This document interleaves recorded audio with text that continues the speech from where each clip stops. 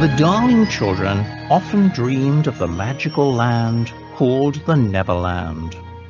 They saw the strange land with its lagoons, caves, and forests. The Neverland was different for each of the children. John lived in a boat turned upside down on the sand. Michael lived in a wigwam, while Wendy lived in a house made of leaves sewn together. They all dreamed of Peter, however, especially Wendy. She knew that Peter Pan often came to the children's room at night while they were asleep. When she told her mother about this, Mrs. Darling did not believe her. "No one can get into the house, dear," said Mrs. Darling. "I think Peter comes in through the window," said Wendy.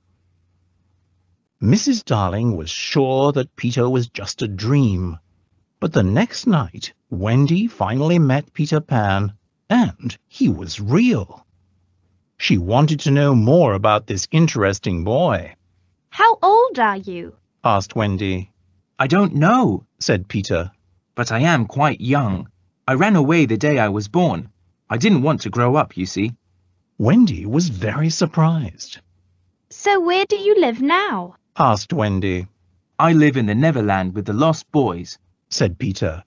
"They are boys who were lost when they were babies and their parents never found them, so they don't have mothers." "Oh, the poor boys!" cried Wendy. "Will you fly to Neverland with me and be a mother to the lost boys?" asked Peter. "I can't," said Wendy. "I can't fly." "Just think of lovely thoughts and they will lift you up in the air." Wendy woke her brothers up. "Can you teach John and Michael too?" Peter blew fairy dust on them, and they began to fly around the room. Peter took Wendy's hand, and the 4 children flew out of the window and into the night sky.